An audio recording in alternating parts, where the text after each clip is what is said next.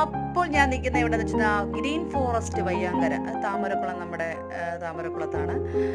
അവിടെ എന്താ പറയുക, നമ്മൾ എന്താ വയലുകൾ നിറഞ്ഞ ഒരു എന്താ പറയുക പാടം. ആ പാടത്തിൽ ബോട്ടിംഗ് സൗകര്യവും അതുപോലെ തന്നെ രണ്ടു പേർക്ക് തുഴഞ്ഞു പോകുന്ന, അതിന് പറയുന്ന പേരെന്തോ എനിക്കറിയില്ല, ആ ഒരു ബോട്ടിംഗ് സൗകര്യമൊക്കെ ഉണ്ട്. ഞാനും എൻ്റെ കുട്ടികളും അതുപോലെ തന്നെ എൻ്റെ കൂട്ടുകാരും എല്ലാവരും കൂടെ ഒരു ഒത്തുചേർന്ന ഒരു, കാരണം ലക്ഷ്മി നാട്ടിൽ വരുന്ന സമയത്താണ് ഞങ്ങളിതുപോലെ ഓരോ ടൂറുകൾ പ്ലാൻ ചെയ്യുന്നത്. കാരണം എല്ലാവരും കൂടെ ഒരു ഒത്തുകൂടൽ, അതാണ് ഉദ്ദേശിച്ചത്.